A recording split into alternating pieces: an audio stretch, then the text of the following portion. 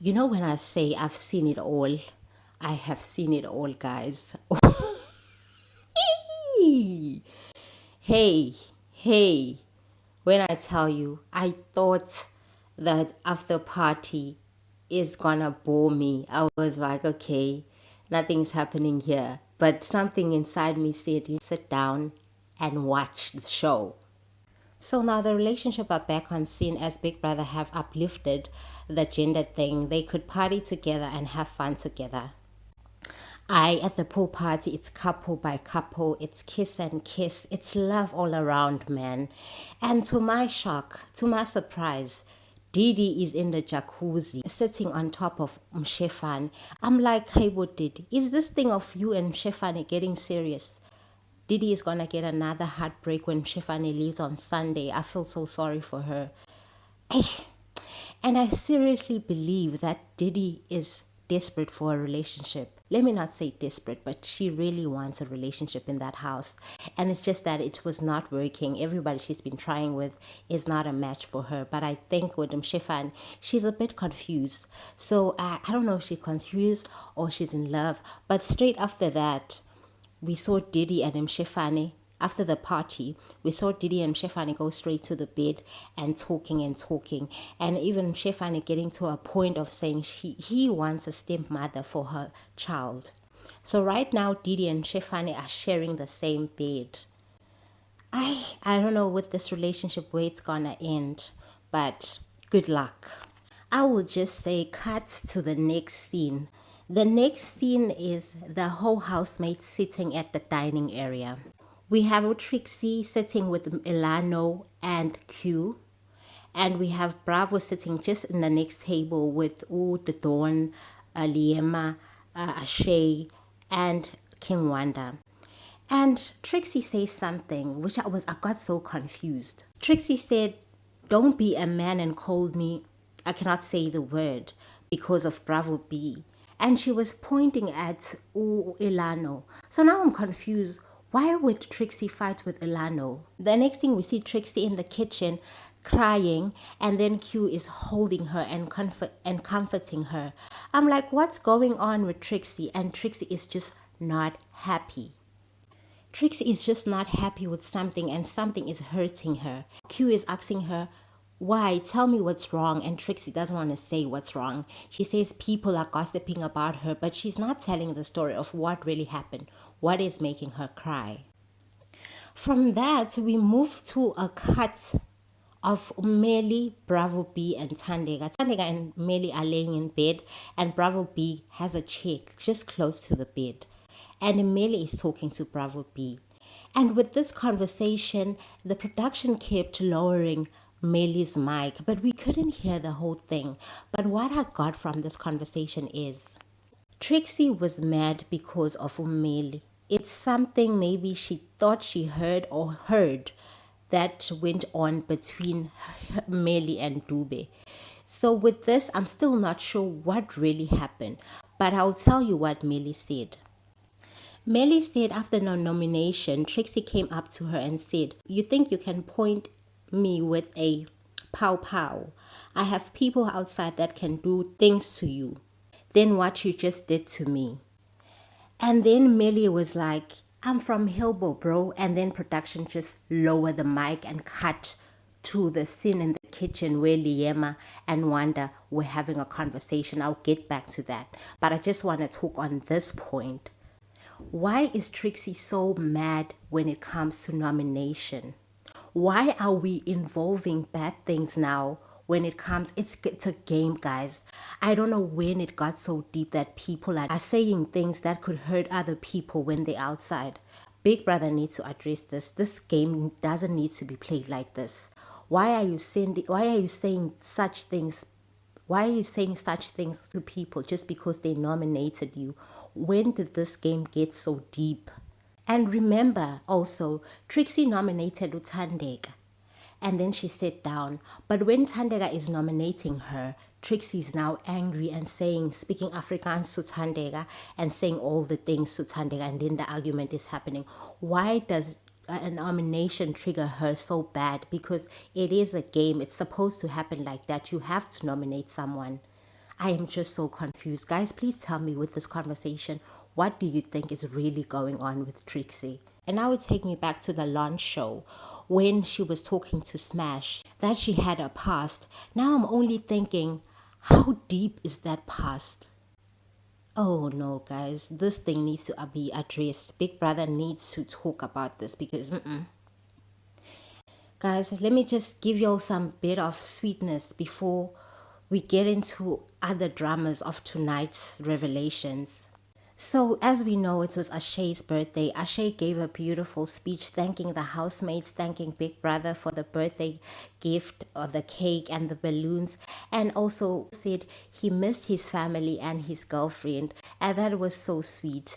As he finished with his speech, Ashay went back and sat next to Lyama. And he was, Lyama, why are you looking so sad? And Lyama was just sitting there so sad.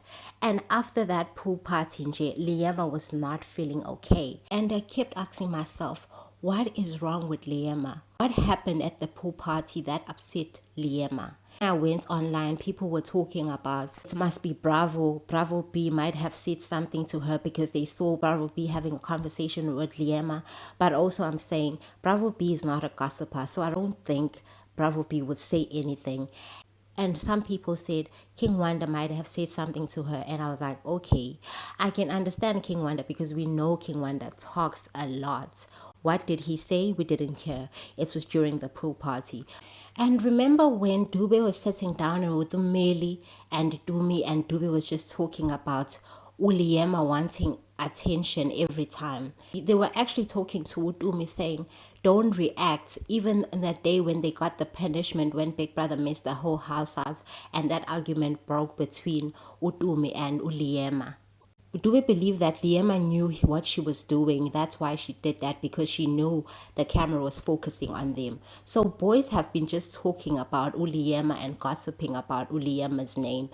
So people assume that might have went out and Lyama has heard that about her and she is not okay. Or maybe she's just feeling down. I don't know.